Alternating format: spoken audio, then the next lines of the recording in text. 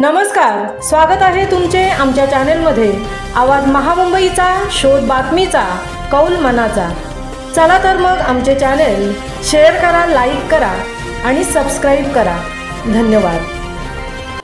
माणगावच्या आगरी विकास मंडळाच्या उत्साहाने प्रभावित केले साहित्यरत्न प्राध्यापक LB पाटील सर यांचे वक्तव्य। माणगाव तालुक्यात आगरी समाज हा इतर समाजाच्या मानाने कमी प्रमाणात आहे, मात्र आजच्या गुणगौरव सोहळ्यातील उत्साह पाहता मी प्रभावित झालो, असे विचार साहित्यरत्न रायगड भूषण प्राध्यापक LB पाटील सर यांनी अमरदीप सभागृह बामनोली माणगाव येथे झालेल्या सोहळ्यात व्यक्त केले।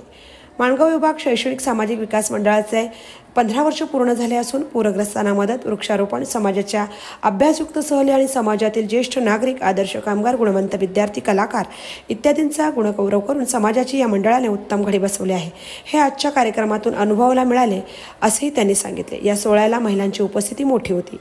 या कार्यक्रमात प्राध्यापक LB पाटील सर यांनी आगरी समाजात पतीच्या मृत्यूनंतर पत्नीच्या अंगावरचे सौभाग्यलेखन उतरवून तिला विद्रूप करू नये असे सांगितले, तेव्हा उपस्थित महिलांनी होकारार्थी प्रतिसाद दिला। मी मित्रांच्या सहकार्याने उरणमध्ये 31 डिसेंबर 1998ला लेडीज बार होऊ दिला नाही। खोपट्याच्या 7 गावांना माझ्या नेतृत्वाखाली कवींनी जागर करून माजी आमदार विवेक पाटील यांना रिकाम्या हंड्यांच्या मोर्चा काढून खोपटे ग्रामस्थांच्या माध्यमातून नळपाणी योजना आणली। दारूच्या अतिखर्चाच्या मांडव प्रथा बंद करणे उद्याची गरज आहे। त्यासाठी माणगावसारख्या आगरी संघटनांनी लोकांचे प्रबोधन करणे आवश्यक आहे। आपण सच्चाईने पुढे आल्यास लोक नक्कीच सोबत येणार आहेत, असेही त्यांनी आपल्या भाषणात सांगितले। यावेळी त्यांनी आगरी बोलीतील विनोदी कविता गाऊन श्रोत्यांना मनसोक्त हसवले आणि कार्यक्रमाची सांगता आगरी पसायदानाने केली। अध्यक्ष हनुमंत म्हात्रे यांनी गोष्टीतून प्रबोधन केले।